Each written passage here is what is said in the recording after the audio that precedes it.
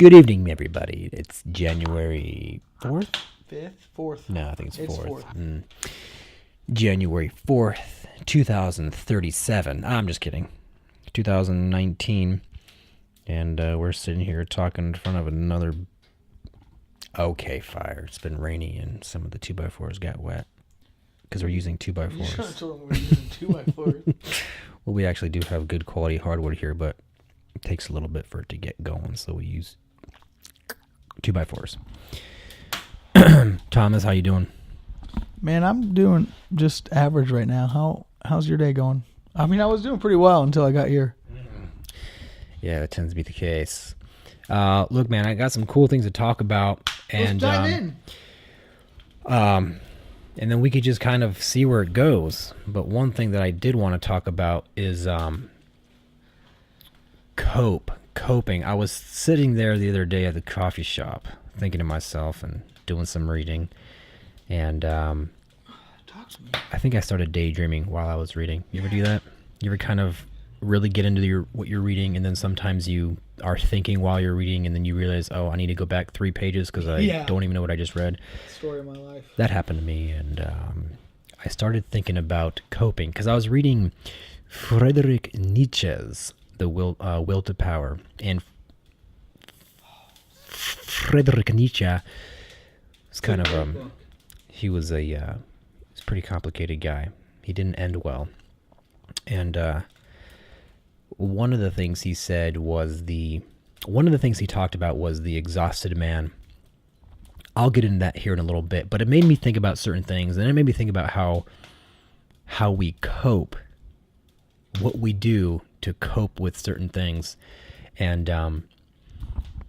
by certain things I just pretty much just mean life.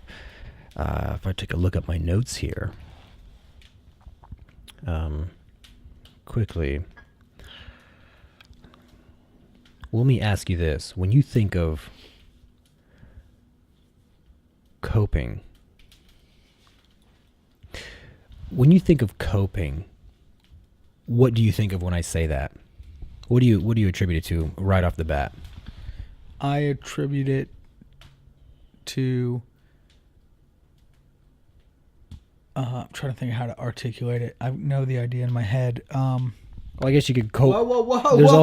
Whoa, bro! You stalled, bro. Give me the floor back. Look, it's the dog eat dog world. As soon as you show any signs of weakness, somebody takes advantage. Yeah, coping. Okay, back to me. Coping is some form of masking your reality. You know, like taking yourself out of your current situation through some vice or something, you know, some coping mechanism. It's almost as if you're saying that we really don't, if whatever the situation may be, when somebody says, "Oh, how did you cope with that?" So really, it's like saying, "Man, how did you get through it without?" Almost as if, like you said, not dealing with reality. So, man, how were you able to bear that situation without really letting it get to you, right? Yeah. Well, yeah, I mean, I think when somebody says, "How did you cope with that?" I think what it means at its core value, at its core level is this, is you went through something, well, in that instance, you went through something that could really alter your life in a bad way. I want to know, you know, how did you get through to the other side of it without losing yourself in between, right? Because some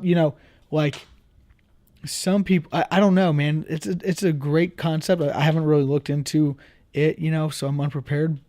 But if you think about it, like, generally speaking, coping has somewhat of a negative connotation to it. Because you think, like, for me, I think about drugs. I think about, like, I don't know. What are your thoughts on this? When I think about coping, I think all bad things that you use to cope with. Yeah, it's almost like automatically associated with some kind of negative situation. It's like, oh, how'd you cope with that? It's not like, hey man, let's cope. How did you cope to that beautiful day yesterday? It's like, well, no, I no. didn't cope. I just, No, I wasn't saying the situation is negative. I think in order to, what you do is negative. yes, I think coping always implies a negative situation, which is why you need to cope. Yeah. I think I know there are healthy ways to cope, right? Meditating, finding your chi, thinking about a great place, a time and place, daydreaming, hobbies, right? There are very positive ways to cope. That's not what comes to my mind when I hear coping. I think negative things like drinking, eating, of drugs, gambling, Mindless entertainment. yeah, things that are going to take your mind off of the reality that you're going through. So, yeah, it's interesting because you could assume that somebody is going through a bad time and they need to cope with whatever they're going through. But I think we mentioned this last time we talked, where I read that quote from Jordan Peterson, and I'll paraphrase or I can pull it up, but he essentially says that the baseline condition of life is just unbearable suffering. According to him, and that's his views. And if you think about it, it's kind of like, yeah, because if I'm not constantly in a perpetual motion, then you can experience really bad situations. And like, for example, hunger, and losing your mind. And so my thoughts on that were, everything we do on a daily basis is to essentially cope. What are you looking up? What did you say Jordan Peterson said? The baseline? I have the quote. You want me to read it? Yeah. Okay, I'll read it. Let me find it. What paraphrase again?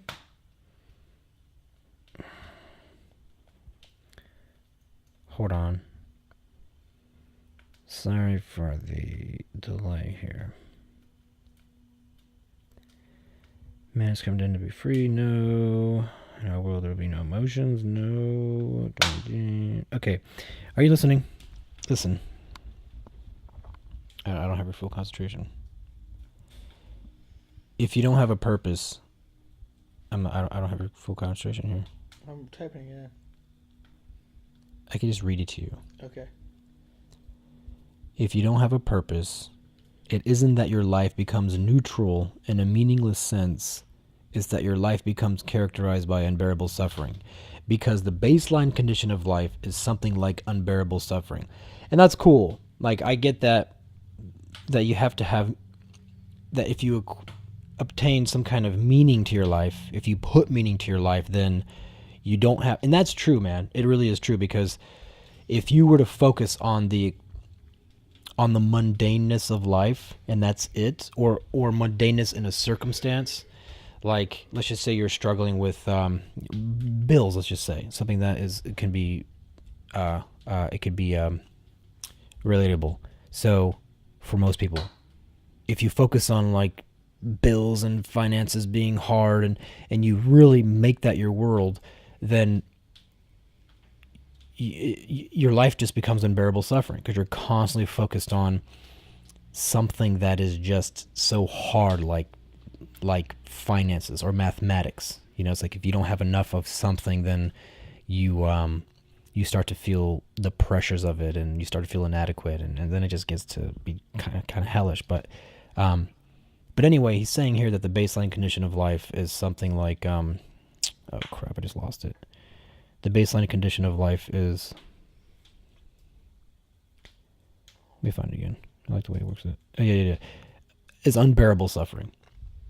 So, all right. So the whole point of me talking about coping was, I had a thought the other day, and I'm sitting there going, man, it almost seems like everything that we do is really just to cope with that not cope, but to evade or avoid the unbearable suffering. Because if you do stall, it does catch up to you, the whole unbearable suffering part. And I thought about it the other day. It's like when you get up and you eat breakfast in the morning, that's you surviving, really. It's just you staying alive. But when you wake up, that's just part of your routine. You don't think about it like that. You just do it. And so that is something that we do to cope. And everything else that we do helps us cope.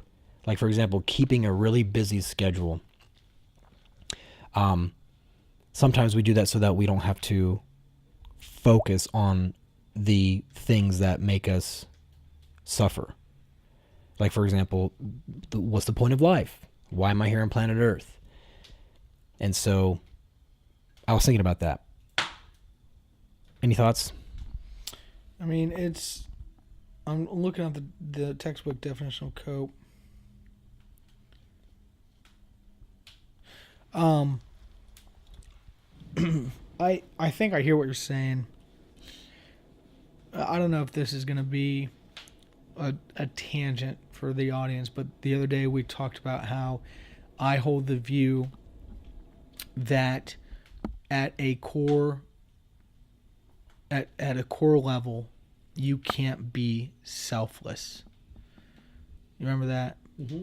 Because even when you're being selfless, like you're denying yourself for the greater good of somebody else, and it hurts you, ultimately you're doing it because you yourself thinks it's the right thing to do. So you're doing it for yourself, for somebody else, even though you are like sacrificing and whatnot. And it's not to like undermine, selfless acts, because I'm I get that. Like, let's just say you're driving down the street and you see somebody that's on the side of the road, and you have an important meeting to get to or some scheduled event to get to, and you take the time to pull over and meet that person's needs. That is a very selfless act, right? You like denying yourself, but ultimately you decided to do that because of something in yourself, some selfish reason. Does that make sense? I hear you saying it's like eventually whatever you do ultimately just benefits you in some way. It's like, if I help this person, it makes me feel good. Or if I help this person, it'll make me feel good because someday I'll be in that situation and I'll need that help. So it always comes back to like you. Or if you're doing it because it's good, like whatever the reason, it ultimately comes down to you. You want to please your God. Yeah. It's like God, because God will show you favor if you did it. Yeah. Yep. So, and again, like, don't get like for the audience, don't get hung up on that. Like, don't hear that and be like, you can disagree and I might be wrong. Like, it's not worth arguing over. It's just a thought. But I feel like what you're saying is along the same train of thought, whereas like at face value, that looks very selfless, right? I mean, you pulling over and like totally surrendering your agenda and whatnot to help somebody else and to get no immediate benefit or whatever, or not knowing what the outcome is going to be, very selfless on face value. But there's this underlying idea of you can't escape being selfish. Like you don't know where that came from, why you're doing it at the core level. And I feel like that's what you're saying about life, like always coping. Like even though we don't perceive it as coping, like we're always coping with life. Right? Does that make sense? Like even though you don't look at it like you're coping, like what you're saying is that everything that we do is in some way, shape, or form a form of coping, because at the fundamental level, life is unbearable. Right. Yes. So because that's what I'm hearing you saying, and like right off the bat, I'm not buying that. Like the Peterson thing, like I don't think like that last part of the quote, which is why I'm trying to look it up, which you won't let me. Well, I don't think you're gonna find it. It was in a video. It was in a dream that I had. Yeah. Okay. You're not gonna find it. How are you gonna find my dream, man? There's no way, Tom. I know for a fact you're not gonna find it because I made it up. Did I say Jordan Peterson? I made Conrad Zaglaski. ConradsDreams.com. Look, I was listening to Jordan Peterson talk. He was giving a talk, and Personally, it was in just a cafe. in a cafe. Cafe Imagination. And he said that just like in his speech, okay? So it's not like something that it's like, a famous That is a quote or anything. profound concept, don't you think? I mean, don't you think that's offensive to some degree? Like to say what do you say? The baseline condition for life is unbearable suffering. Unbearable suffering. Like I just have like at face value. I just think that I don't buy it, but I don't understand it fully because I'm thinking like one of the very first things that comes to my mind, and it's just because of our nature, tendencies, and whatever. A story that is relevant in my mind is a peer of mine just got back from Haiti, and he was around. He went as a mission, group from church, and he was around, what are considered impoverished children and their school system. And I think it's a orphanage, if I'm correct. And I have always known this to be true, and at least in my own mind, that some of the poorest people are the happiest, air quotes, or most full of joy. Like some of the people with like nothing, that have nothing, from the most impoverished countries are some of the happiest people and most joyful people. And so when we were texting back and forth while he was coming back from the airport, I asked him, I said, were they happy? Like, were they? And he was like, they were the happiest kids I've ever met. And I was being funny. I was like, well, aside from my kids, because Connor and Chloe, they're always just, so happy-go-lucky because they're just, they love life. And he was like, he's like, they were the happiest kids I've ever met. This is a youth minister, man. I mean, he spends his time with. What about the adults? I don't know. I didn't ask him about the adults. Well, here's the thing. So can you agree that you can't make the statement that all impoverished kids are happy? No, I wouldn't even like that's so first of all, no, I would not make that statement. And second of all, that's so far from what we're talking about. My point was in bringing that story up was that do those impoverished kids who have nothing would they be somebody to consider when you're thinking about that statement? Because the baseline, like you think when I hear that statement, I think like the people that have very little to use to cope. I mean, I don't know if I'm making any sense. Well, look, it's like this, man. If I could try to think along that thought process, it'd be, look, the baseline condition of life is something like unbearable suffering because think about it. What is the baseline condition of life? That's what I'm trying to think. It's like, okay, for a living person, let's just say, or even an animal, but let's not go to like quantum or like microorganisms. Let's think about just regular animals, humans and animals out there. Okay, first off, you look at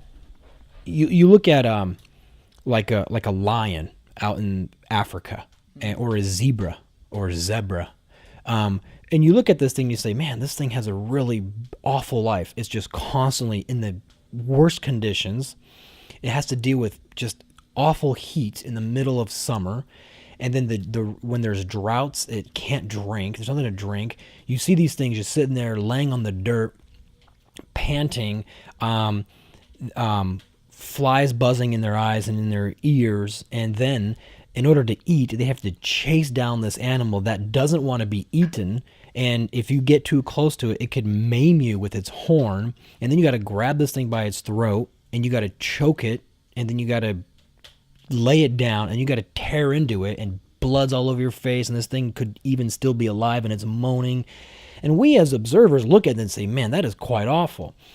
And the animal doesn't necessarily have to be like, oh, well, first off, an animal doesn't have this ability, but it doesn't think, oh, like, man, life sucks, life's hard. It just feels that, and then it'll eat a big meal and be like, oh, this feels great.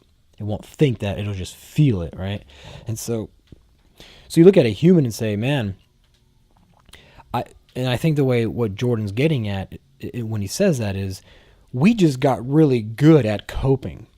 We got so good that we're kind of always a step ahead. So it's like, we get up in the morning and then we eat and we go work and we do all this stuff. Like, we have this schedule because we got a little smart. And so we say, okay, man, if I just work and think about the future, and then I'll have food and I won't have to worry about going out and eating. If I keep my refrigerator filled, like if I keep the bills paid, my place will be warm. But man, you stop that, and next thing you know, you're freezing, you're going hungry, and then life starts to become miserable. And that's like the baseline. So without constantly perpetuating your existence, like just constantly moving forward and constantly being in motion, then that baseline condition ends up being really unbearable. So you're constantly fighting it. It's like a boat in the water. When you're on a boat in the water and you're cruising, and it's good. You're cruising and it feels great, but you got horsepower, you got gas burning, and you have the whole of the boat being designed nice and pretty so it glides right through. But as soon as you let go of that throttle, man, that thing just drags so fast. And you know how it is on a boat. You let go and you're stopped in seconds, right? Mm-hmm. So it's kind of like that. And so, and I feel like that's what he's talking about. And not only that, I'm just talking about physiological, but think about all the psychological repercussions. It's like when you start getting depressed and life just starts getting really heavy and your world darkens, and that just becomes really unbearable, so much so that we run to alcohol, we run to drugs, and we even run to blow our heads off because it just gets too unbearable. Not only physiologically, but psychologically, man. I think psychologically it's probably even harder because when you go hungry, man, okay, go grab something to eat real quick. It could even be a can of beans. But man, when you start getting miserably depressed, it's really hard to get out of it. You can't just go eat food. Sure, you'll feel a little better because your stomach's full, but we run to medication. So you don't agree with that. You think like, no, the baseline condition for life is. So, okay, I think coping is only something you do when you are not happy. Like, a lot of people use different words and have different meanings for happiness, right? Especially those of faith. Like Christians, for example, they don't particularly like the word happy. They like the word joy, mm-hmm. because God calls us to be joyful, and there's a big difference because joy is like an internal peace of knowing, that you have a future, you have a purpose, etc. And happiness comes from happenings, like circumstances, things that change. Like, if somebody came up and gave you $10,000 right now, you'd be happy. But the Christians are like, well, you shouldn't need that to be in a good state of mind, right? So they like the word joy. So they get hung up on the semantics, which I understand. But for the sake of argument, let's just use a universal language, okay? And the universal language in this context, is happiness, right? So let's just say anything that brings joy, good feelings, good vibes, whatever else is there anything you can think of other than peace of mind? We'll just call it joy, right? Or happiness. Yeah. So let's not argue about it. Like what I'm saying, happiness encompasses can all be put into one category. Yeah. It's like one umbrella. Yes, of feeling good. Good versus bad. Yes, exactly. And so here's where my where I take a stand, or where I stand on this thing, is that we don't start to cope until our happiness is threatened or compromised, or brought lower. And so the thing is, like, I like going into work for the most part. Like, I like doing what I do. I like a lot of things throughout the day. Like, I like getting up and making breakfast, and I like going to hang out and stuff, going to movies and doing all that. And I don't feel like I'm doing that to cope. I don't think I'm using those as coping mechanisms to avoid the. But what if you just weren't aware of it? Okay, that's fine, because Not to cut you off, but if I can cut you off real quick, No, you mentioned those kids in Haiti. Yeah. See, those kids, that's why I asked about the adults, because you enter into a different category. Mm-hmm. It's completely different. It's a different psychological framework. So when you're a kid, and I think about this quite often, I thought about this thought quite often, is that I remember being very young, like 4 or 5 years old, and playing or 3 or 4, whatever it was, and playing in a sandbox. And when I go by a park and I see kids playing, I think to myself, these kids are having a good time. They're what you'd call happy, right? Mm-hmm. But what is the mentality of a kid? First off, you're having fun, and that's all great. You're running out with you're running around with a bunch of other kids, and you're having fun. But here's the thing: what's in the back of the kid's mind? I would say the number one thing is the feeling of safety, because their parents or parent is somewhere watching them. And so when they just know that, right? And then they feel super secure and happy. And then they can go run around and play because that security's there. As soon as the kid finds out that their parent's gone, you see a kid in the middle of the airport and they're just bawling their eyes out, where's my mommy, where's my daddy? And you just know, it's like, man, nothing matters to this kid right now. You can give them anything they want and they wouldn't know, or you can give them promise of, hey, I know where your parents at, come follow me. And then that could lead to really bad things, or good things if the person's telling the truth. So now bring that back to adults. That's kids. Yeah. Now think about the adult. Where does the adult get the feeling of safety the way a kid does? Because really that feeling of safety is replaced. Because think about it, parents, they eventually die. So what replaces that what replaces that sense of security? And I can think of a lot of things. Wanted to be like familiarity. Things that we do that are familiar to us. That's why we do things routinely all the time. Because that's a feeling of safety. That's a feeling of knowing that everything's okay. Never moving out of our hometowns. Again, it's all just familiarity based. Friends that we know, same routines, going to the same store, like nothing really changes, and that's a really good feeling. We love change, but at the same time we also hate it. When things become chaotic, we have to have some kind of orientation in our lives, some structure, and that's what keeps us, and that's in the back of our minds, man. You could even be somebody who, like, look, I know people very close to me who are always talking about how they want to change their life. But the thing is, their subconscious mind, the deeply rooted the structure that keeps them a sound person, really, like way deep down inside, is everything that they're familiar with, all their routines, the same work and all that. So that's what I'm talking about when I say our coping, things that we do on a really deep subconscious level that we don't even think about, but they're there so that our lives don't become chaotic. Well, that's what I'm trying to argue or to say that I disagree with, because I don't think that those are coping mechanisms. I think that's what we do naturally to enjoy our lives. I don't think at a baseline. And again, like, man, one of the things that's on the back of my mind when we have these conversations, and it's not something I actually care about or think about, like that cripples me, but it's more exciting, is to hear these recordings in 10 years after we've evolved and learned different things, and be like, oh my God, I can't believe I thought that. I can't believe I said that or had those thoughts about that particular thing.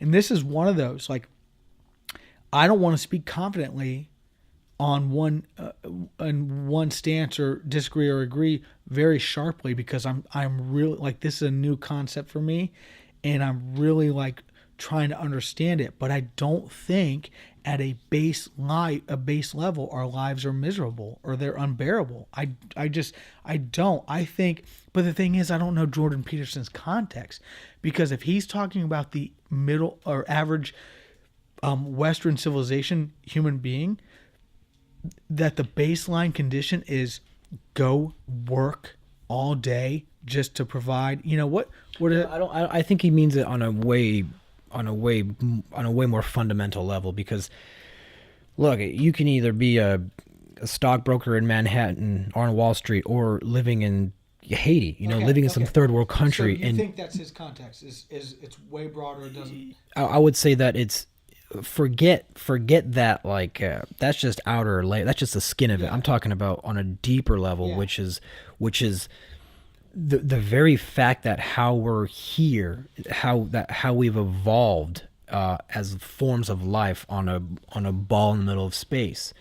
That, I mean, look, you can look at it. See, here's the thing: you can look at it two different ways, and I like that you a second ago talked about the whole 10-year thing and how you don't believe that. Because look, I have a very strong belief in something, and it because of my very strong belief in this thing, it allows me to bounce around and think really deeply on things that are actually quite, like, disconcerting and not very fun to think about. Because here's the thing, man, if you are weary in your faith, and I don't mean in your religious faith, I'm just saying in what guides you, what you core belief is. And maybe people don't have it. They're just like, dude, I don't even know yet. I'm just here, and I haven't figured that out yet.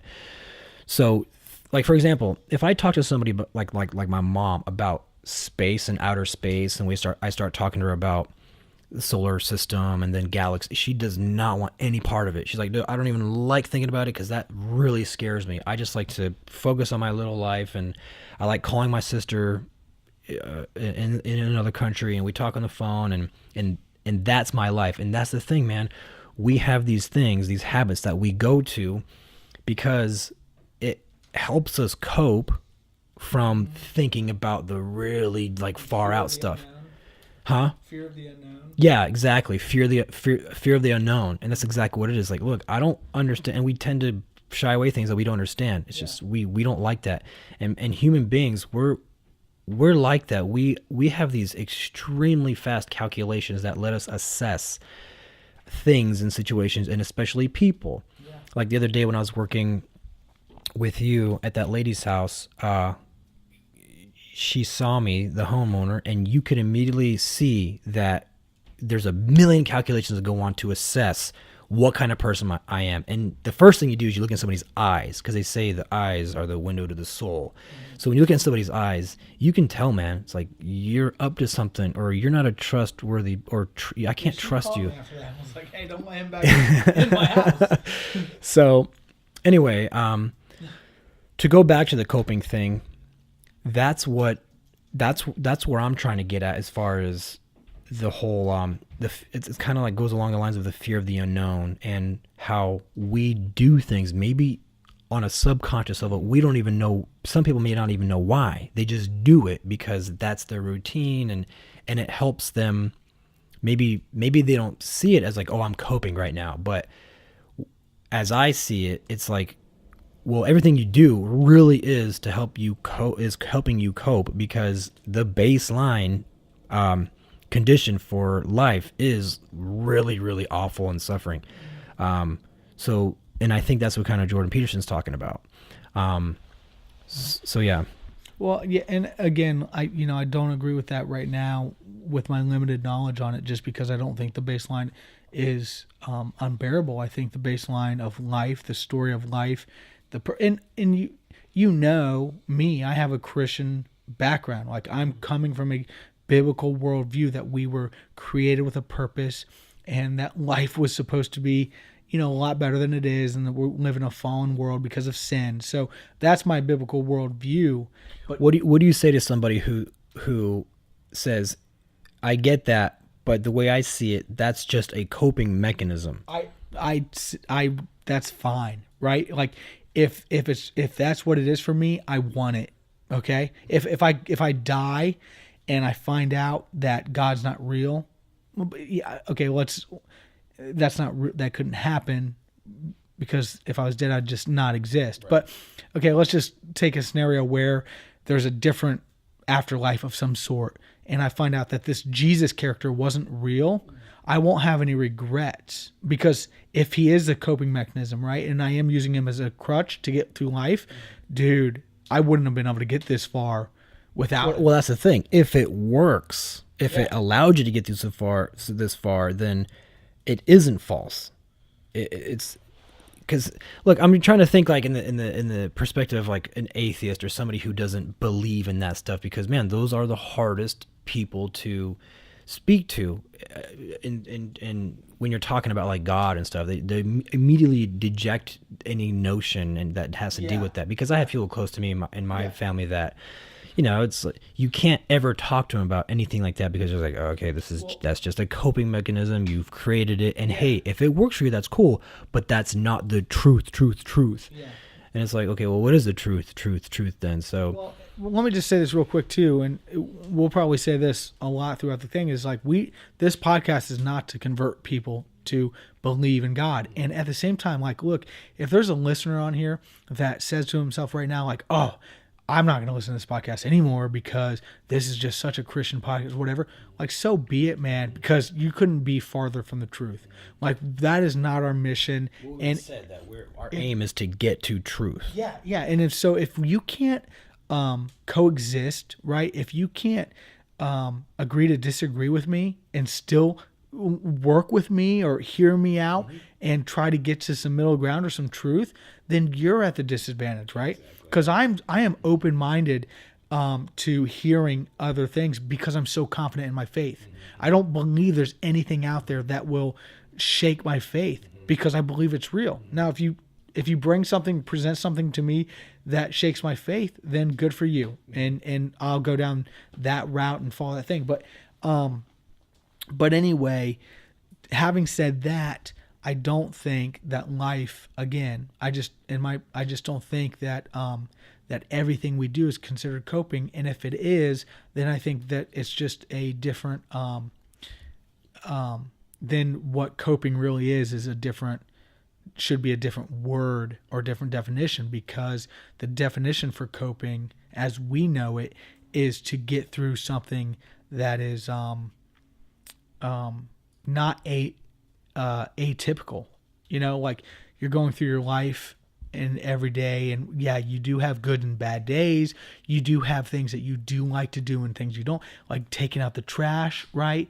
So like, you could listen to music and kind of dance while you take out the trash to make it more enjoyable. Right. And then that may be termed coping. Like, how did you cope with... that is such a good point, because you're absolutely right. If you,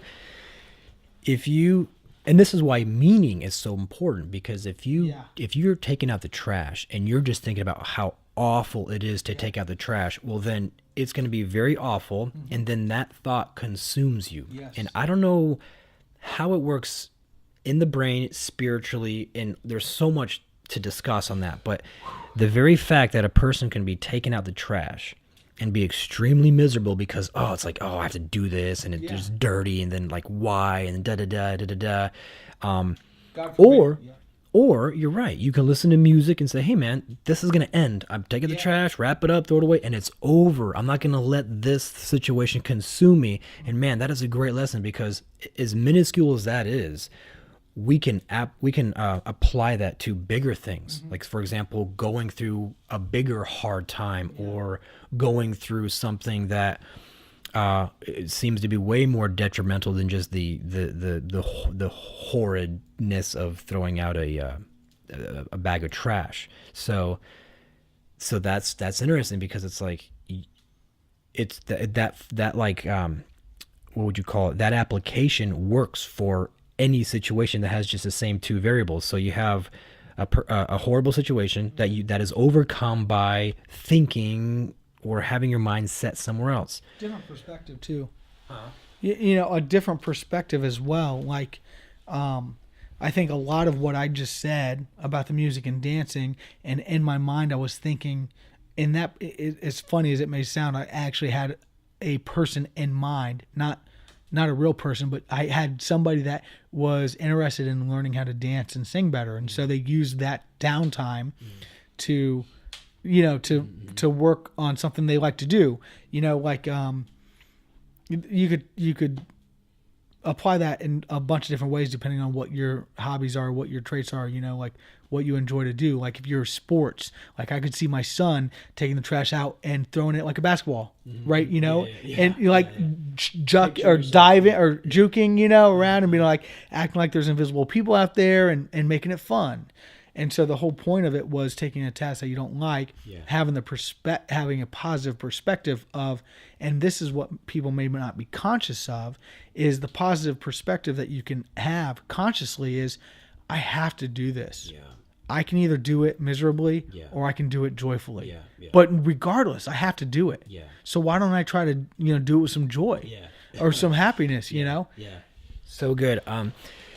Man, so it makes me think about the kids in Haiti, because kids, and not necessarily just in Haiti, but kids in general, have a very good imagination. So when you're taking the trash out and you're thinking to yourself, hey man, I'm playing basketball here, I'm going to swing it behind my back and throw it and shoot in the trash can. When kids are out there playing cops and robbers or cowboys and Indians, the adult will look at him and say, hey kid, don't you realize that there are no guns here? There's no arrows. Like, you're not an Indian. You're not a cowboy. This is just reality. This is just like the hard truth.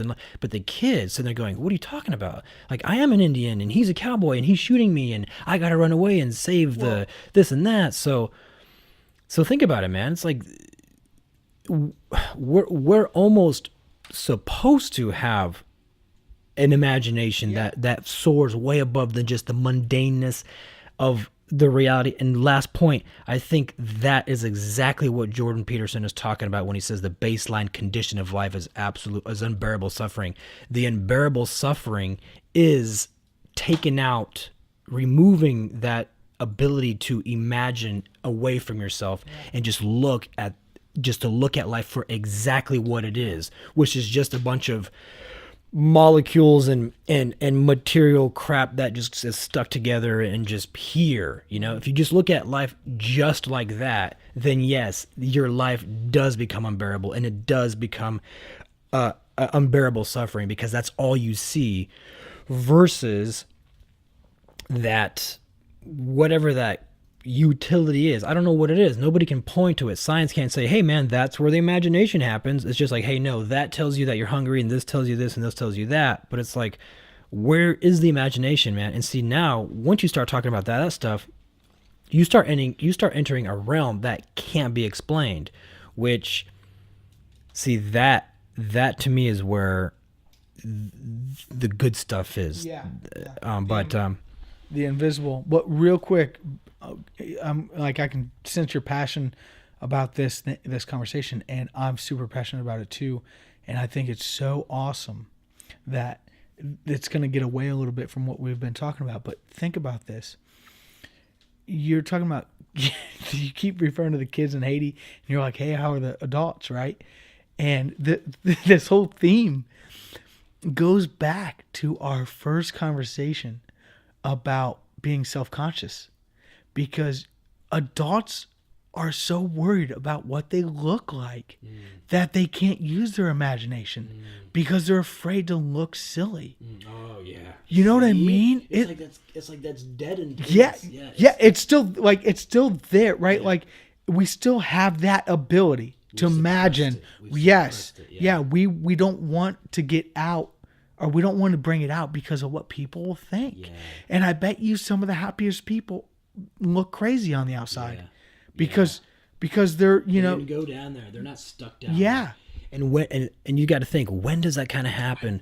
It's like, and that's why it says in the Bible, it's like, be like the little. I can't think of the word. Like be like the little children, because they we have to. Can you pull that up, because that's a good one. Faith. What's that? Yeah, childlike faith. Yeah.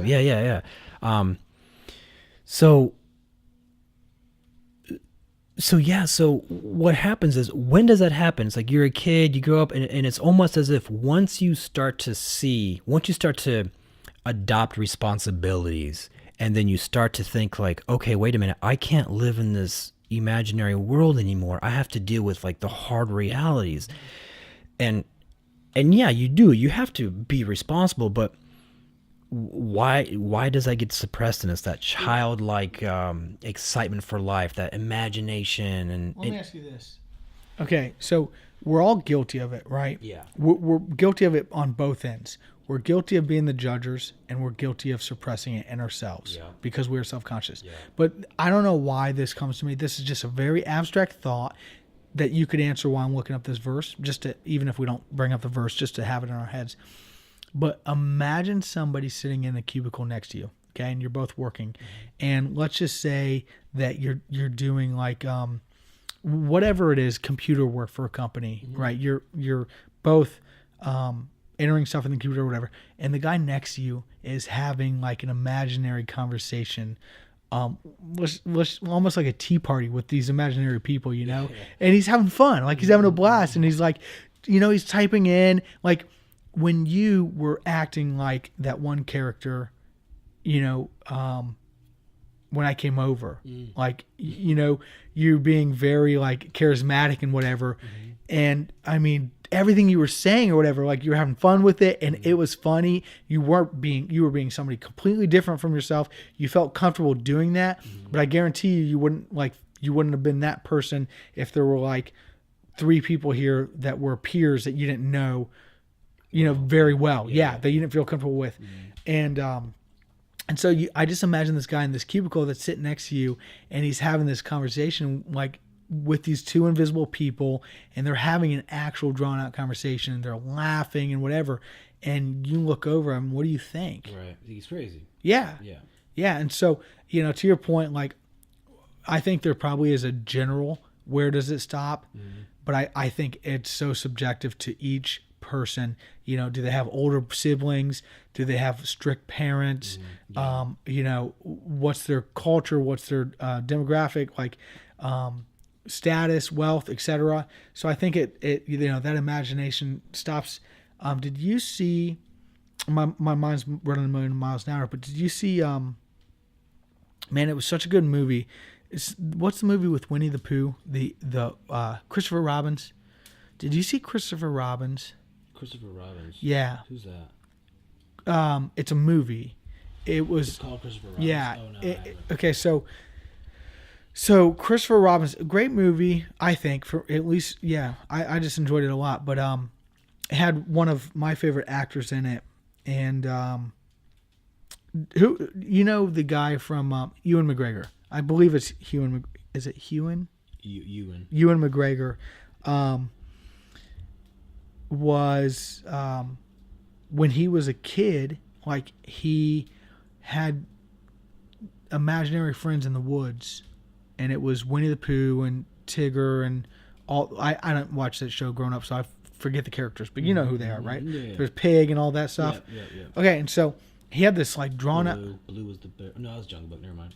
Go ahead. So he had this drawn out life with them as kids, and then he grows up, and you know, he makes this pact with them because he has to move for his parents' business, and he's like, guys, you know, I'll come back, I'll never forget you, this and this and this.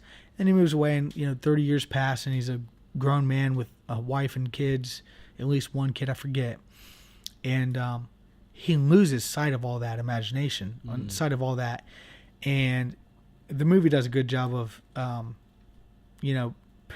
giving you this idea of like, well, is he really imagining it? Are these characters real? Is it fictional? Where's the line between imagination and reality? Like, what's he seeing? Yeah. But anyway, Winnie the Pooh loses all his friends, and so he goes searching for Christopher Robin, and he finds him as an adult, and then, he finally goes back to his childlike faith. Yeah.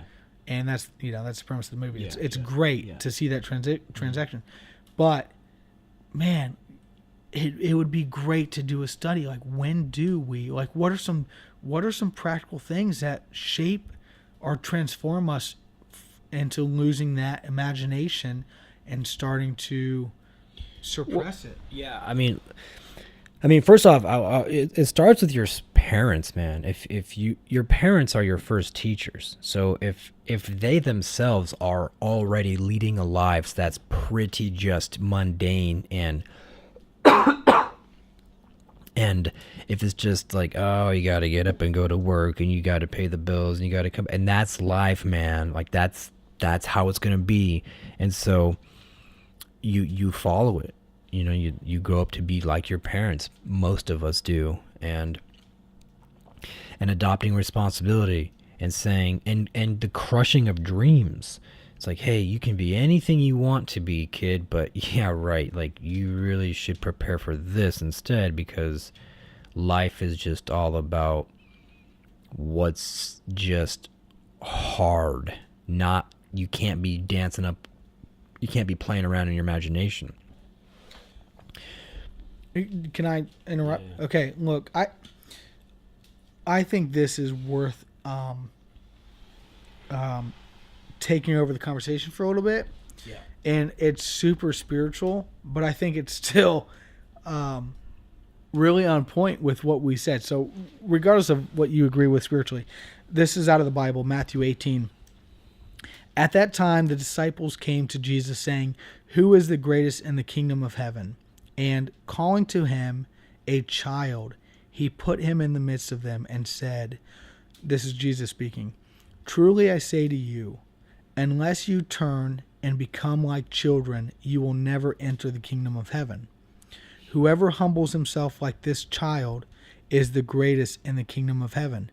Whoever receives one such child in my name receives me. But whoever causes one of these little ones who believes in me to sin, it would be better for him to have a great millstone fastened around his neck and to be drowned in the depth of the sea. So, truly I say to you, unless you turn and become like children, you will never enter the kingdom of heaven." Yeah. I mean, isn't that So really so profound? what's Jesus saying? Well, What's he saying there? Let me just read one context, okay? Now this has no credit. Like, I'm just reading you straight from the internet. I didn't research this, so it's not a prescription, but this is one person's view. Hold on. Therefore, whoever takes the Lord's.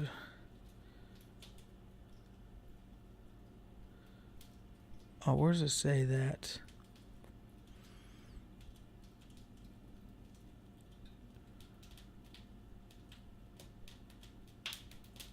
Well, what's your interpretation when you hear that? I mean, look, this is Jesus Christ talking. He's saying, "Become as little children. Ye shall not enter into the kingdom of heaven." So answer two questions. First off, what does it mean to become like little children? Because obviously he's got to be talking to adults. And secondly, what is the kingdom of heaven? What is the kingdom of heaven? What does it mean to enter into the kingdom of heaven? Okay, what was the first question? I want your interpretation. Okay. What does Jesus mean when he says become like little children? Okay, so my interpretation, Tom Baker's, without researching it any more than I already know, is this, is that kids believe in Santa Claus, right? Without having to have all this great knowledge or great proof or whatever, and they believe in him at such a core level or heart level that, like, if you try to disprove the belief in him, like, it affects them emotionally, right? And they don't, like, you just tell a little kid, like, hey, there's this guy and he comes and he goes down the chimney and he brings presents and all this, and they get so excited. Think about how much kids do for Santa Claus. And Santa Claus, we know, is made up, right? We tell the kids the stories, etc. And then when we tell them that he's not real, like, the kids are devastated. And so I think that is at the heart level of what Jesus is saying, is you have to become like a little child. To have faith in Christ is not to know all the answers, right? Like, to have faith in Christ is not to is to have everything spelled out for you, and to be like some Bible scholar or some science scholar to know every little detail of how he could be real and why he exists. It's just to believe in him and to have this, like, very pure, like a child's faith is very pure, and have this very childlike faith.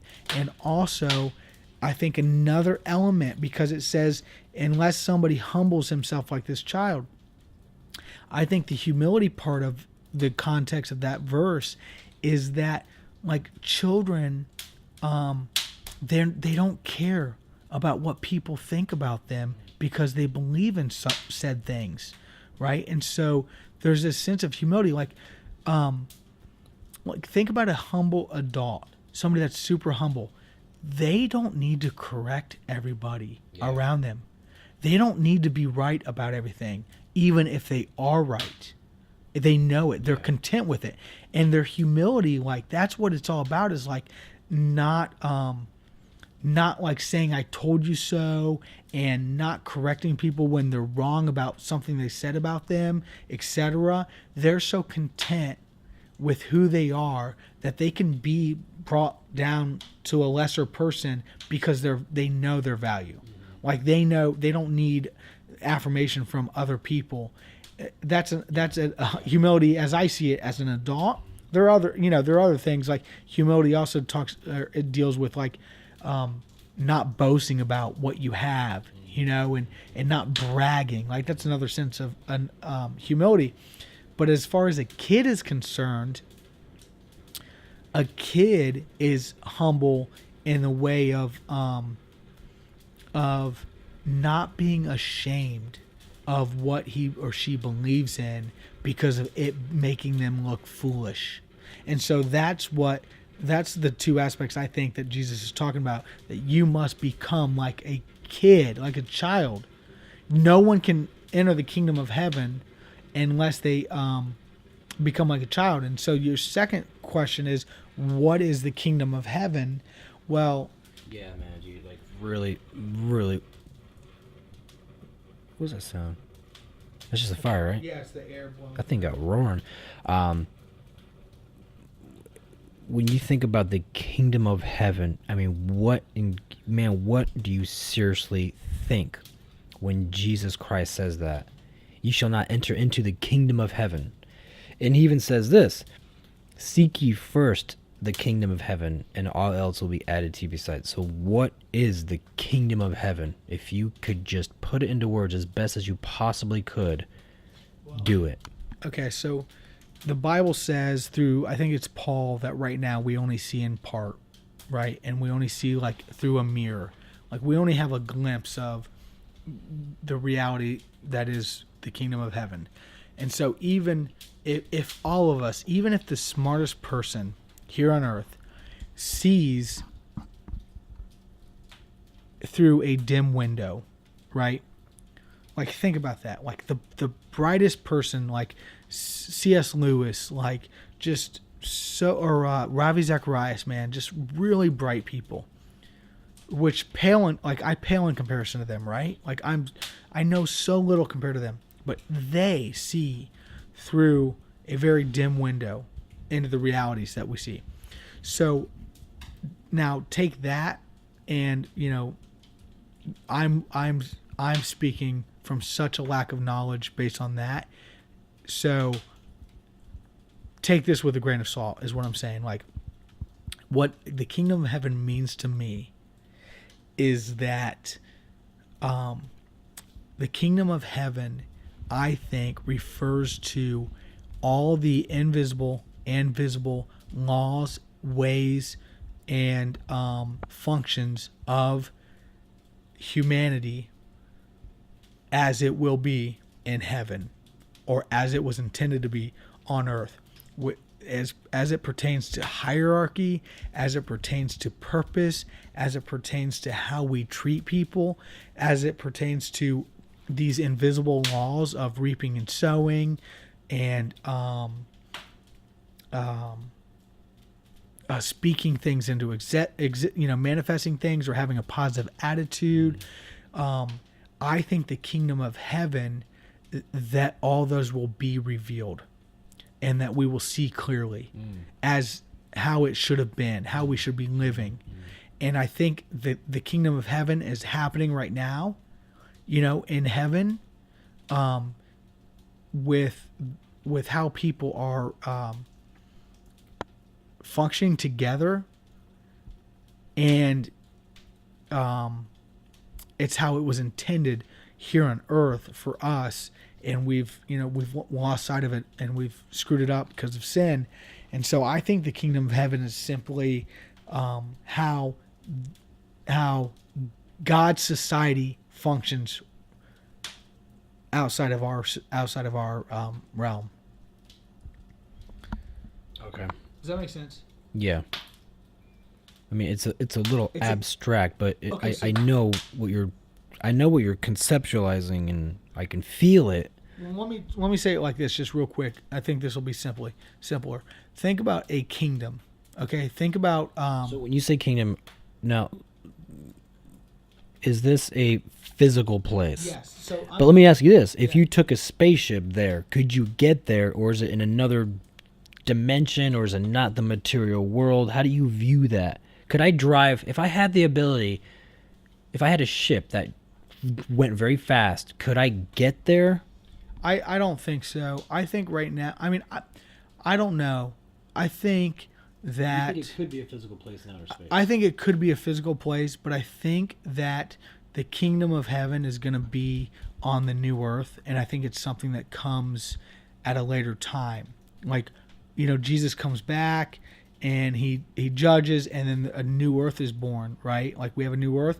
We're given these heavenly bodies, and the Bible, talks about the dead being raised. So, like, here's this question. There obviously are dead people now, right? That are going to heaven. So, are they in heaven right now, or are they waiting for the last day so that they can be called up? Purgatory. Yeah, some might, there's different ways of thinking about it. And there's a bunch of different trains of thought. Like, the thief on the cross. I don't know if you remember that story, but there's a thief on the cross when Jesus was crucified. There were two of them. Yeah. There were two bad guys on the cross, and one of them said, why are you mocking this guy? Like, he didn't do anything. We deserve to be punished. Mm-hmm. And Jesus turns to him and says, today you will see me in paradise. Yeah. Or today you will dine with me in paradise, whatever he says. And so because of that verse, people think that when you die, you immediately go to heaven, which is a physical location, which is somewhere you go. Whether there's physical properties, you know what I mean? Whether you're like actually walking on a physical ground, or if you're hovering in outer space, I don't know. But as far as like the kingdom of heaven, what I wanted to say when I started back up is that imagine Mexico, okay, as its own geography, its own demographic, And imagine that within its borders is considered a kingdom. And they have a king, okay? And then the civilization. And everybody answers to the king and operates under king's rule, okay? And let's say that Mexico, that territory, is without blemish and without sin. And they operate flawlessly, okay? They still have to function like us. You know, they still have jobs and they have purpose and meaning. They know, but they have greater knowledge and greater understanding and whatever. And they have direct access to the king. And it doesn't have to be a normal human being kingdom. Just imagine like a physical place with a hierarchy where there's a king and there's other people. There's a civilization there, and they're perfect. You know, they're without blemish. They're without flaw. Like they're not sinned, right? Can you imagine that? So I imagine that as being the kingdom of heaven. I can imagine that. I can definitely imagine that. And then you it seems sort of somewhat equatable to kind of how things are here, as far as like you said, people have jobs and people have meanings and they do this thing. So I could see why people would be not necessarily be attracted to that, in a sense where it's like, look, man, if the kingdom of heaven is kind of like how it is here, like for example, working and there's a king, and you can think of the king as like the president or government or some kind of system that is in control, except that people just don't have sin, and it's kind of like here, it's just people just don't have sin. Yeah. Right? Well, yeah, I mean, that's a very simplistic way to look at it, but because you're transformed completely. I mean, think about it. Your knowledge is expanded to like seeing clearly and understanding clearly, and your emotions are pure. Your motives are pure. So it's not. I understand what you're coming from, and I can understand why that's not as attractive as it could be, because you're thinking like, you in this other kingdom, you're not waking up with chores to do and being like, oh God, the king's making me mow the grass today, or like the king's making. But you said we have jobs. Tasks like I don't know what they are. I mean, I don't even know if that's a reality. I'm just saying that we're gonna, as far as the Bible's concerned, we're gonna live for eternity, right? That means forever. So what are we gonna do forever, right? Like forever, not just for like 100 billion years and then it ends, for never ending. So think about that. Like, what does that look like? We can't even begin to fathom what eternity looks like. But I imagine, just because I'm a simpleton and I have monkey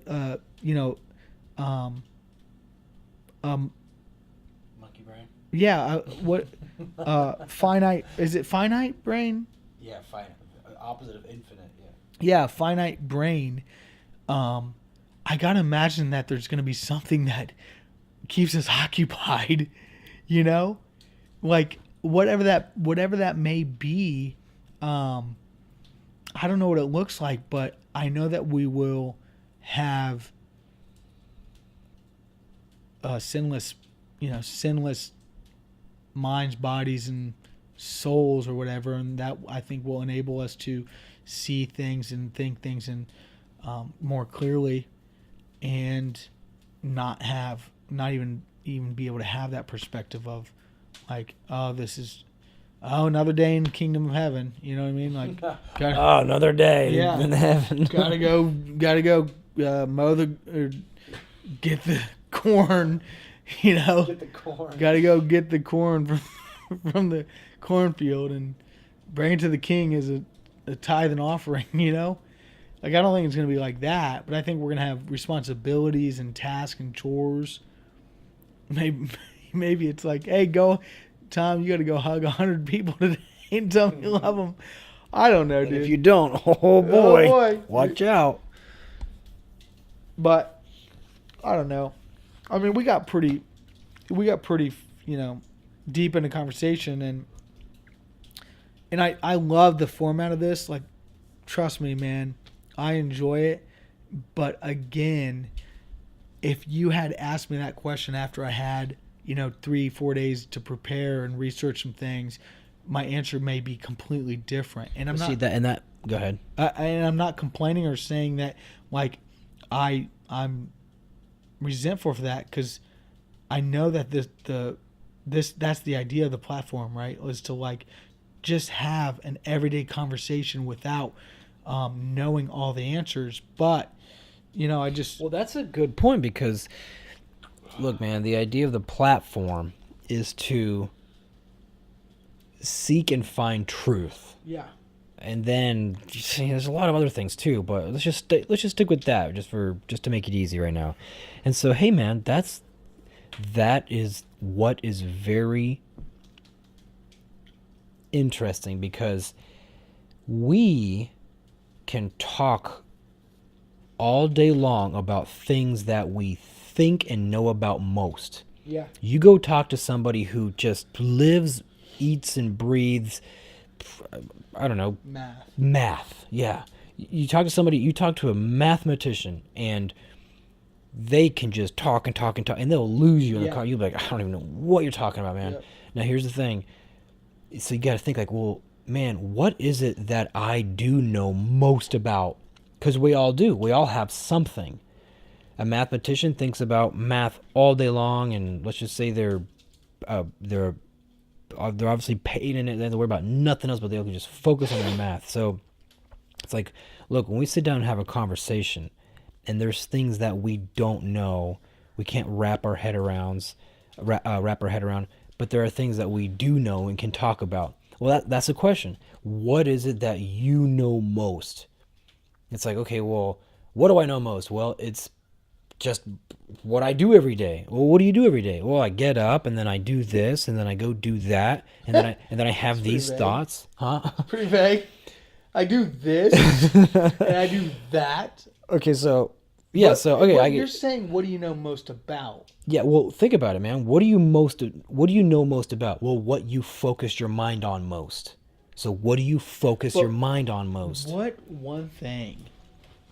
Okay, you know a lot about a lot. A lot of people do.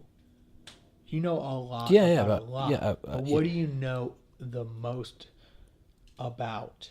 Yeah. If you had to, like, let's just say. You asking me personally? Yeah, like, let's just say that you know 15% about cooking. Yeah. You know 2% about fashion. Yeah. Yeah. Okay. Like 8% on working out, and like 6% on making money, right? But of all the things that you know a little bit about, our percentages, you and I don't think we have anything that goes over 15 or 20%. Right? Does that make sense? It makes great sense, and that's actually kind of like scary. It was like, oh, wait a minute. Yeah. What am I? Yeah. I was like, if I don't know much about one thing, and people can excel in one thing big time. Somebody's like, man, I know how to make money. That's just what I do. Like, I make tons of money, or I'm an amazing heart surgeon. It's like, okay, you know everything about the heart, and you know how to do it, and you know just all kinds of stuff. That's awesome. And it's like, well, then what am I if I don't excel in one thing? I'm just a dullard. Like, I just go about my day, and my problems and the things that occupy my mind are just really superficial, and I really don't go into one direction deep. And I'm just a person who just takes every day as it comes. Like, I am a simpleton Gentile dullard who just I'm essentially a monkey, man, that knows how to drive a car. Mm-hmm. Well, here's the thing. Do basic math. I was giving some context to ask the question of what do you know most about, but so you're not asking. I am asking. But you went. But just to answer something you just said, if somebody came up to you and said, would you like to be the master of one thing and, the jack of no trades, or the jack of all trades and the master of none? Yeah. I battle with that question periodically throughout my life, because I am the jack of all trades, master of none. Like, that is my very existence. Do you ever come to points in time where you're like, wow, this kind of bothers me that I that's don't really excel in one thing? That's what I was getting at. Is I've had to consciously work at that. Like, am I okay with that? Because is that by design, or is that by choice, or how did that come about? Because you know me pretty well. Like, think about how diverse I am in so many different categories, right? Like, I know a little bit about so many things. And that's great, because I can have conversations with so many different people, but they have lower ceilings. Right. But I get to have those lower ceilings with so many more people. Now, or would I rather have like a bigger ceiling with just a smaller group of people? And I get that I'm only talking about conversation wise and relatability, because if I could sit here and talk to you or any single person on hours on end about improvisational acting, or house building, or woodworking, or painting, or cooking, etc., etc. Like, if I could sit here and talk, literally like talk over anybody's head and talk for hours and hours and not repeat myself, etc., but not have all of that other, wealth of knowledge in those other areas, because in order to gain that other information, I had to,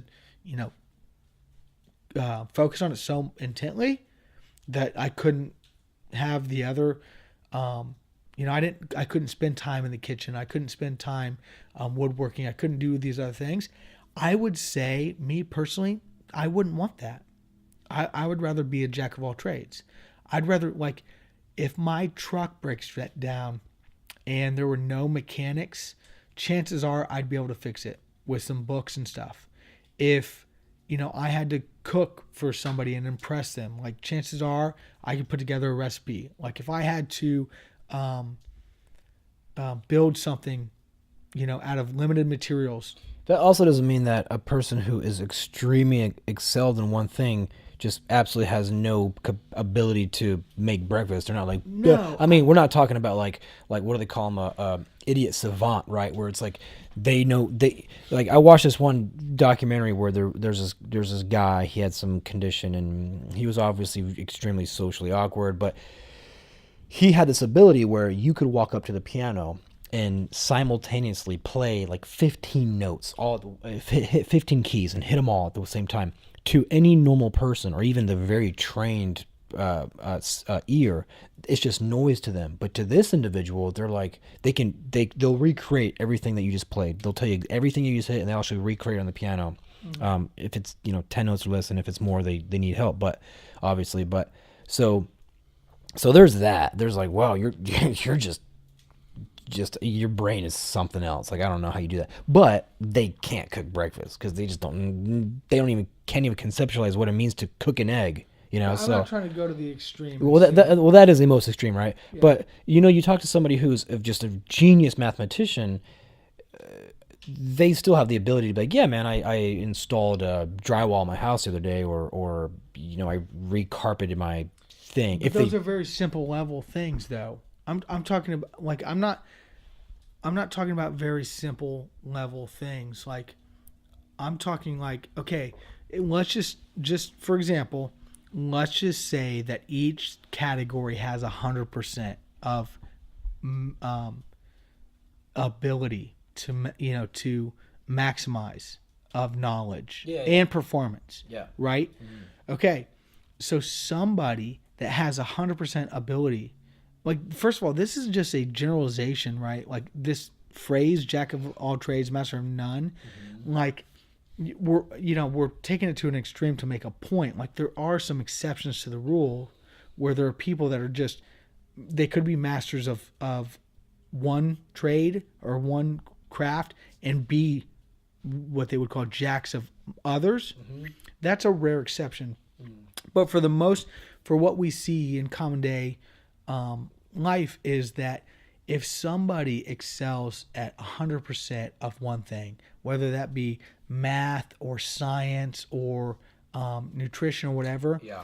they're not going to be able to put drywall mud on, drywall and mud a house, or be able to fix a vehicle, change a flat tire, or cook a really sophisticated meal, like really sophisticated. I mean, without putting a lot of research into it. I'm not saying they're not capable of learning how to do those things.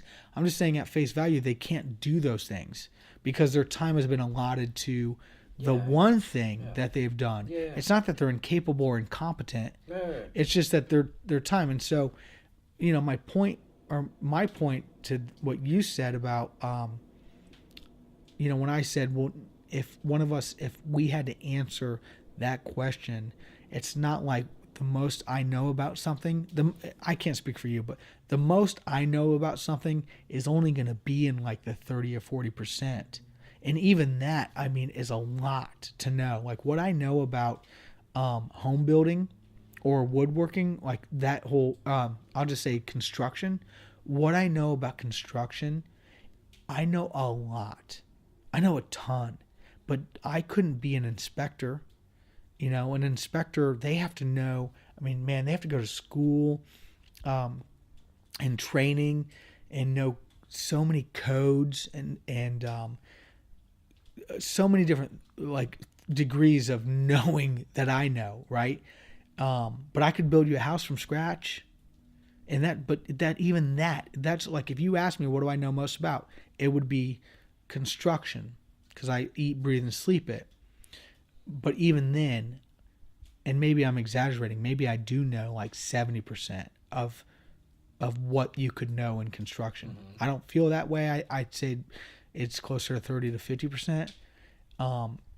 But to put it in perspective, if you ask me, well, would you rather know 100% of that and then give up some of the other things that that you can have a good fluent conversation with, or that you can hang with the people that do know 80-70%? I would say I would rather be well versed in a lot of things than exceptionally well versed in few things. But that's just me, and maybe to be honest, it could just be an excuse for not applying myself to one particular thing, right? Yeah. So it could be a subconscious thing, and maybe I should look into that further. But for you, like, what do you think you know most about? I was thinking film, just knowing you, like film production. I mean, that's what I'm probably most experienced in as far as just my work experience. But I wouldn't say that's what I'm most. I mean, this probably just may sound like it doesn't even qualify. But honestly, man, if I were to say what do I know most about, I would say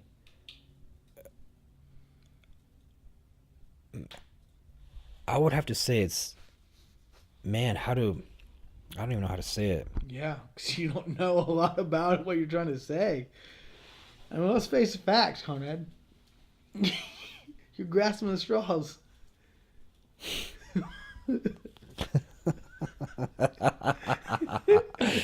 You can't even say what you know most about. Like, you don't even know what it is. But seriously, just try to say it. Is it about living? How to live? No, it's about... No, I don't even know how to do that. Is it about state capitals? Yeah, I would have to say I'm 100% state capitals. Man, look, if I had if I had to put in words, I would say that I am the best. Not comparing to anybody, but for myself, I think I'm the best at thinking. Did it sound as dumb when you said it as it did when I heard it? It sounded really dumb. I was thinking, I was like, I can't say this. Yeah, no. But you're the best at thinking. Man, I'll tell you something, and this is really corny, but it's true. And this is what people like to hear because it makes them feel like they have some kind of purpose in life. But this is true. It's corny, but it's true. Is that everybody is a master of themselves? But if you think about it, that's true. It's really stupid, but it's very true. Is that everybody may not be a master at anything. You know, like Tiger Woods, he's a master at golf. Yeah. Well, he would not really. Not anymore. No. Tchaikovsky, master composer, right? There's masters in all kinds of things. They stand out and we celebrate them and da. But man, everybody is a master at themselves. And people are told this, especially people who are just have very little very little accomplished. It makes them feel good to be like, hey, you're at least you all you can do is just perfect yourself. And it's like, oh yeah, you're right. Well, that makes me feel good, but I'll just keep carrying on by my life. But primarily that's used just to make people who are extremely low achieving people to feel good about themselves. But it is true because nobody out there is you. And look, even though you could be a completely broken person, you are still you are still the master of yourself. Look, man, there is no imperfection in the world, depending on how you look at it. You look at somebody and say, like, man, oh, they're a perfect person. They're this and they're that and they're this. Or you can look at somebody who's awful and say, dude, they're so messed up. But if you look at it differently and say, no, everybody's perfect no matter what. Even the imperfect in itself is a perfect thing. It's like you could say, oh, dude, look how crooked that tree is. It's so not perfect because perfect is perfectly upright. But you say no, like, yes, if you compare it to that. But that tree, and I'm using a very simple example here, that tree that's at this degree angle slant, it's actually at its most perfect imperfection it could be. You see what I'm saying? Man, I like 50% understand what you're saying and completely like think you're batshit crazy. Okay, let me try this real quick. Just real quick. Are you also incorporating people that are like Ted Bundy's on the Yeah. So let's use the tree for example, and then we'll go to the person. Okay, so if I say, hey man, a tree is considered perfect when it stands completely 90 degrees, right, from the earth. Yeah. So perfect 90-degree tree. And you'd say, yes, that's what a perfect tree is. And I'd say, okay, now look at this tree over here that is at a 45-degree angle. You would say, well, that's not a perfect tree because that's a perfect tree. Yeah. But I'd say, no, stop comparing anymore to the tree because the 90-degree angle tree, I put that in your mind because I give you a framework or a reference point to work off of. And you say, okay, well, that's fine. Okay. So erase that. Now look at the 45-degree angle tree. Let's just say I never knew that. I never told you that, and you never have any preconceived knowledge on what perfect is. Mm-hmm. So that tree just is. That 45-degree angle is perfect in itself. Mm-hmm. Everything imperfect is perfect, and everything perfect is perfect. Yeah. So, what about its intentions? Okay, that's different. The tree is different. Okay, so what if it has an exact intention? For example, I mean, I hear what you're saying. I get it. Let me just throw this in there because I can tell I interrupted you, but just to help me, the listener, understand you. If I, a human being, design a part for a car, like a gear, and it's supposed to work, in Well- itself. I designed it as a whole and it breaks. Is it still perfect and it's broken? Listen, it's imperfect because of what it's intended for, right? Like you Yes. just said. But I created what its intention was for. Yes. So if I create a gear and I say, hey, it has to operate like this, well, that's my intention. Yeah.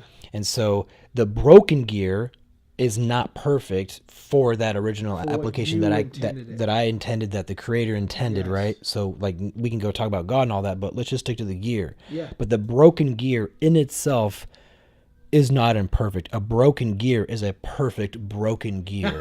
You get it? Yeah. Okay, so a Where are person, you getting this from? just thinking about it. Okay. So- So this isn't from some philosopher. No, it's just a thought. And so take a person, right? You get a person and say, well, that's a perfect person. Well, compared to what? Well, they're perfect because they have 3 kids, they live in a 2-story home, they got a perfect job that pays $150,000 a year, and the job is good for society, and so on, and da, da, da. And we've created that. That has been brainwashed into us since the forever, right?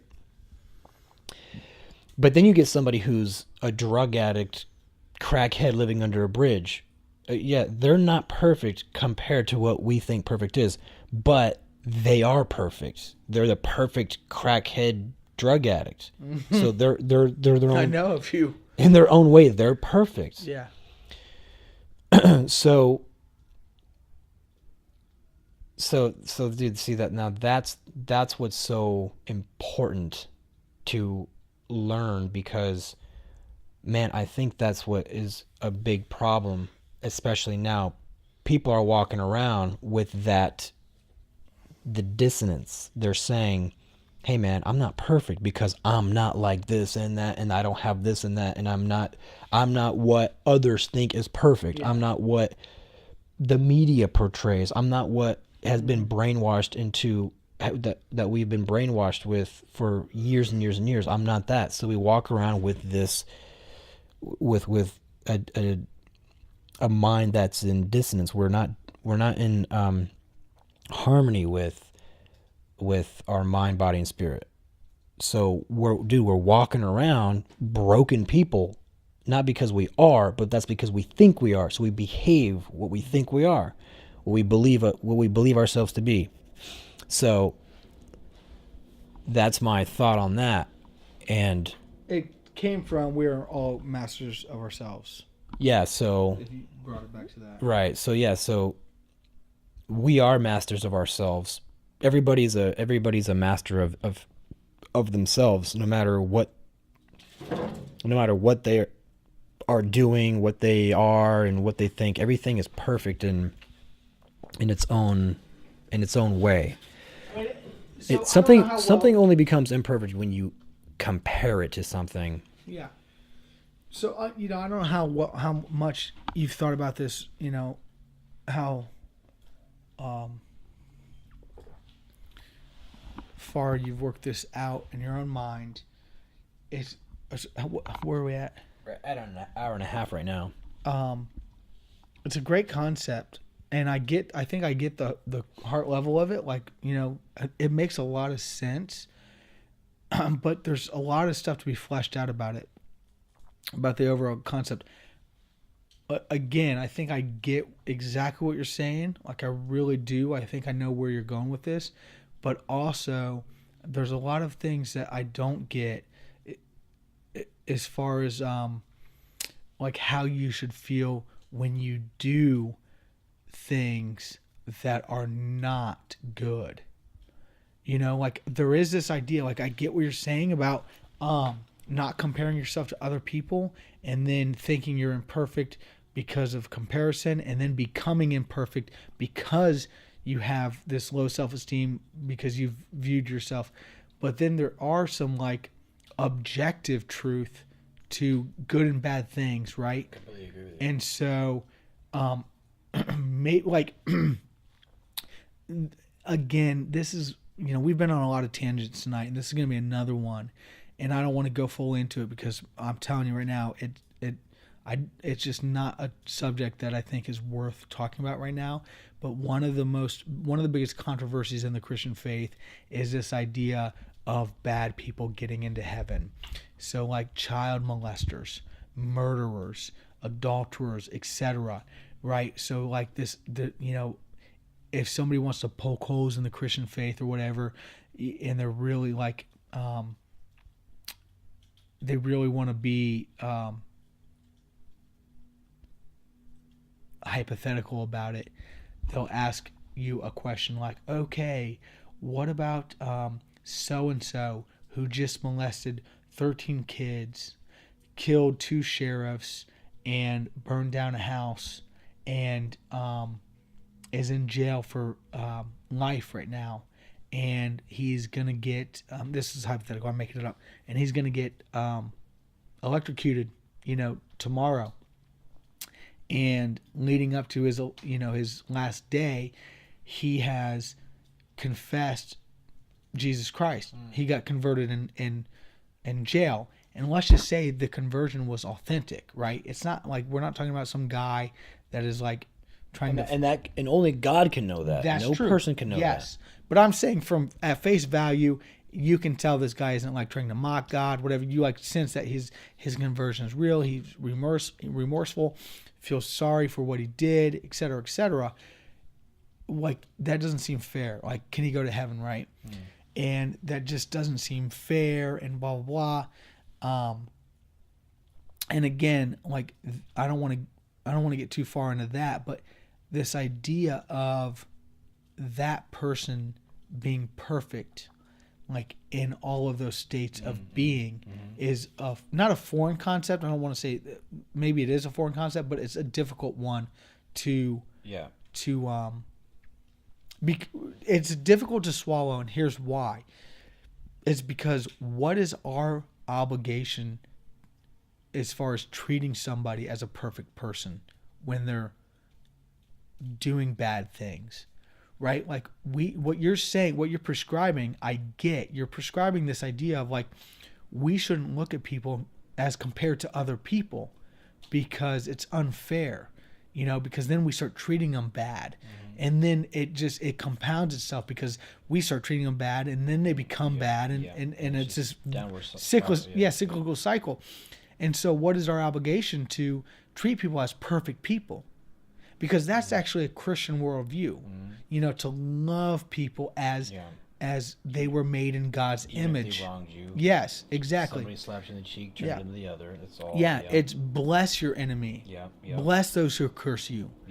And so, like what you're saying is, man, it's profound, right? I guess what I'm getting at is like, what is our responsibility in treating people as perfect people, as you would say that they are, when they're not doing perfect things? Okay, well, think about how the humanist would answer that. Somebody who thinks that there is no God is that humans are the ones who are pretty much the supreme being, because for whatever reason. So the humanists say we're going to take this in our own hands. We have the utility to judge, and so it is our responsibility to judge everybody accordingly. And then that just becomes a mess, because all you're doing is all you can do is use the perfect example of what the perfect person should be, or whatever. It's created by man. It's a person, and so it just doesn't work like that.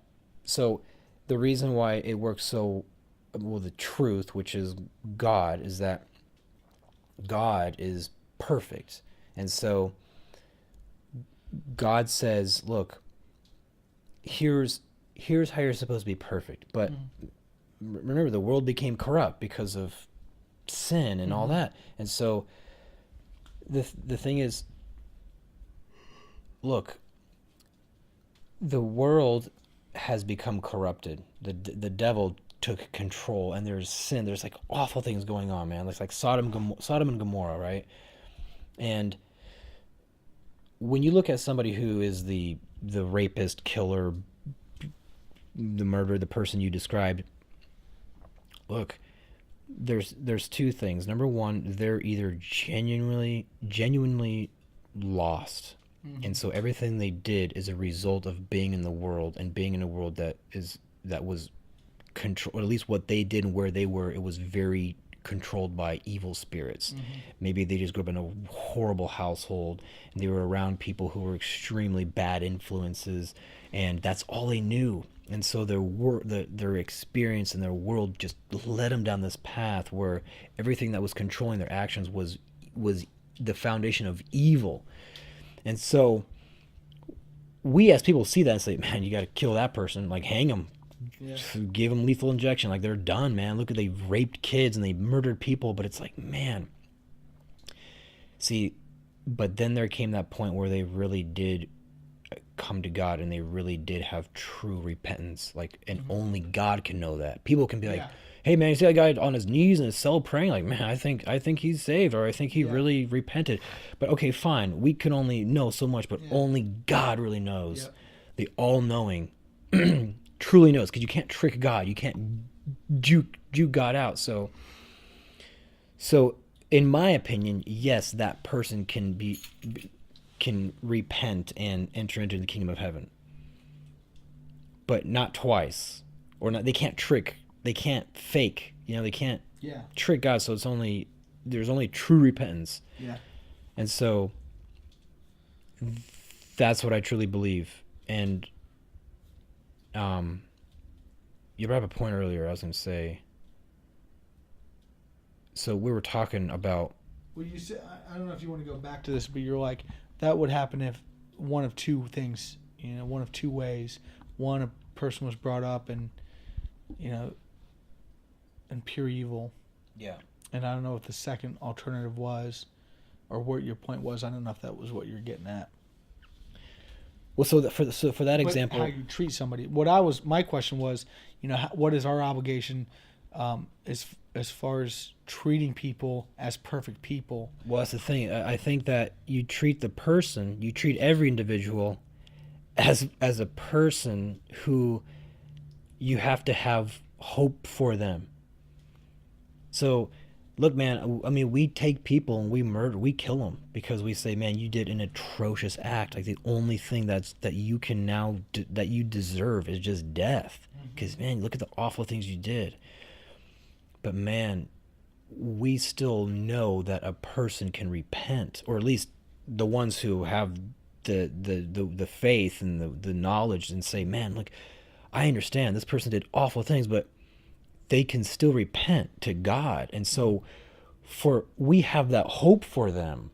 So we have to treat them as if, man, it's just that little bit of morsel of repentance, that the ability to be forgiven by God, that's still there. So we have to have hope for them that can happen. And some people say, well, it looks really hard, it's probably a really long shot, but man, we gotta at least have hope for them, because we know that God can forgive, and that people can truly repent and be baptized.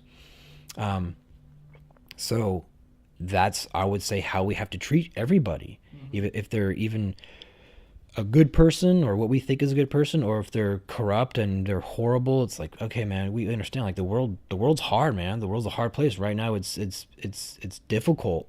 So we get it, but that's our hope for ourselves and everybody else. So that's how I would approach it. But one of the things I was going to mention earlier is, in order to become better, or to get closer to God, whatever you want to call it, we have to have the ability to recognize sin. And that's an interesting thing, because what do we have to do to recognize sin? And one of the things I would think is at least we'll spend time thinking about it, because we kind of just go about our day and we at least get maybe like a superficial idea of what sin is. Hey, don't do this. Here's the 10 Commandments, and you're good. Well, it's like, wait a minute. How far does sin go? How do we differentiate what sin is, and what does it feel like? And I think first off you have to have the knowledge of it and then be able to recognize it and work at that. So so yeah. But what else?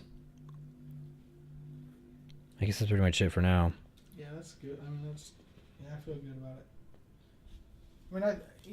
I mean, if we do end up having a conversation about it, I think it'd be great, but it would be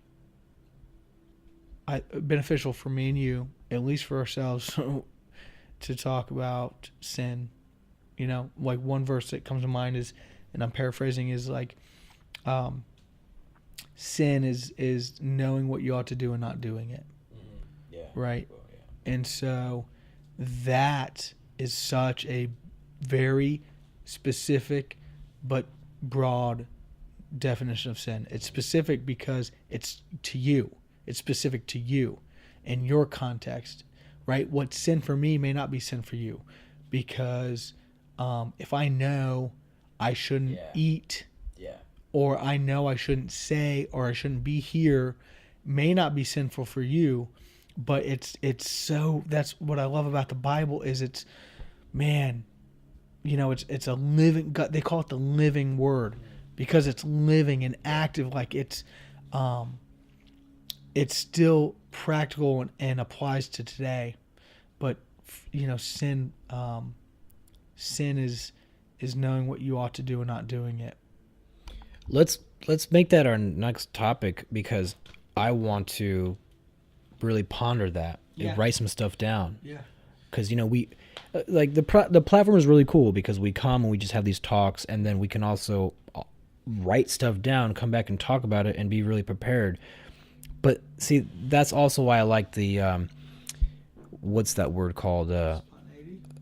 Spontaneity, but what's that called when like almost like improv? Not improv, but because at any given time when you're asked difficult questions, it really makes you kind of think and say, man, where has my mind been recently if I have a hard time answering certain questions? Like if I have a hard time answering this question and I feel like I should know the answer to it, I feel like I should know what I feel, but I can't right now. It's interesting because it makes you think, what is your mind set on? What is your mind set on throughout the days and throughout the weeks and the years? And so that's interesting. But yeah, let's talk about what we think sin is. And we could even write down a list. Like, man, I think sin is this and this and this. Or how do we recognize sin? What does sin feel like? And so on and so forth. And let's expand on it because that's an interesting topic. But yeah, any last words before we end it? No. Well, yes. So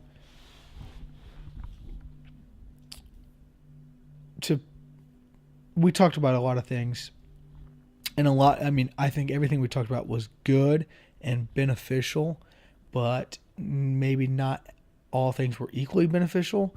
And of all the things that we spoke about, my biggest takeaway, just maybe it's because of memory or whatever, but my biggest takeaway is to treat people well, regardless of our view of what perfect is. I mean, I think, I don't fully understand what you were saying. Like, I don't get it as much as you get it, but the way you articulated it just really resonates with me about, well, this crooked tree is only imperfect because I told you the 90-degree tree was perfect. And the broken gear is only imperfect because I told you that it's perfect when it's created and intended to do what I did. But we cannot give value and purpose because we didn't create humans. God did.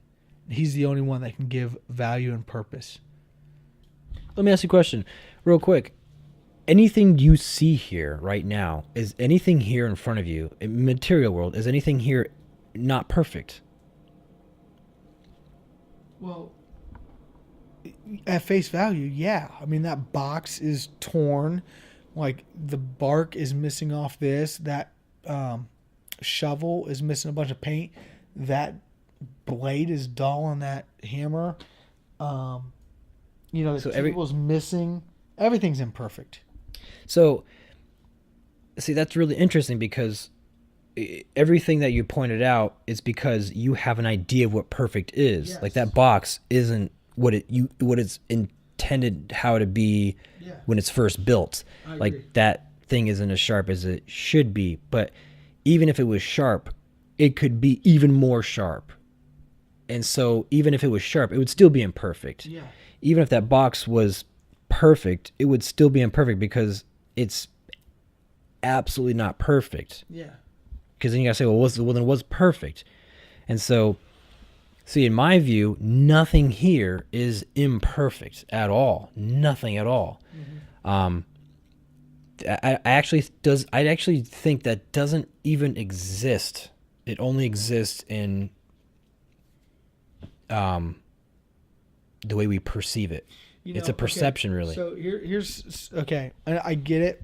I love it. I love the concept. You got to understand. I'm only like 10% on board. Like I can only conceptualize it so much because it was new to me. But I love it. And what I would challenge us to do is find out the origin of perfect. The word perfect. Where did that come from? Because perfect is lacking nothing. It is. You get it. What perfect is? Nothing's perfect. Right. Nothing. There's no such thing as perfection. Well, I mean, you kind of just contradicted what you're saying, because if you truly believe that nothing is perfect, like perfection exists, then everything that you described, you're contradicting yourself, because for obvious reasons. That's what I'm saying. By the definition, here's what I'm saying is somebody came up with this definition and word of perfection, perfect. But by the very definition, nothing is perfect. Nothing is perfect. Nothing. So how could something be perfect if nothing is perfect unless everything is perfect? Right.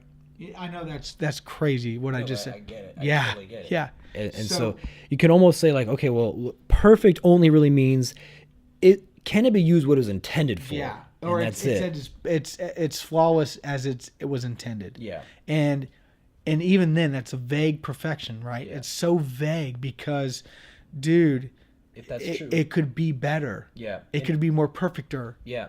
And listen, based off that, then we are the creators of what perfect is, because if I want to chop that wood in half, I got to get an axe that's sharp enough to chop it. Well, then that's perfect. But I created what its intention was and what's considered perfect. So really, that's just my creation. That's not.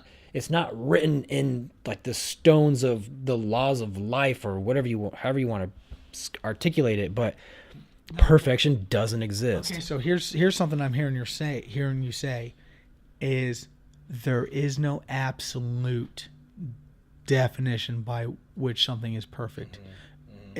As it pertains to each and everything, right? Yeah. Because we have no perfect model to compare it to, because everything's imperfect. Yeah. Therefore, we can say, or we could argue, that everything is perfect by its very own definition, because we made the definition of what perfect is. Yeah. Like it's a man-made word. Yeah. That perfection means that it is flawless. Yeah. As it was designed. Mm-hmm. But we don't have a perfect thing to compare that to. Yeah. So how could we say that it's perfect? It's subjective. So since it's subjective, we could say everything's perfect. Mm-hmm. Those are some good things. Let's talk about that next time. The origin of sin. What is sin? Perfection, origin of perfection, and what is perfection? And we'll dig deep into that. But I think we're cool there. All right. Cool. Yeah, cool. All right, man. See you.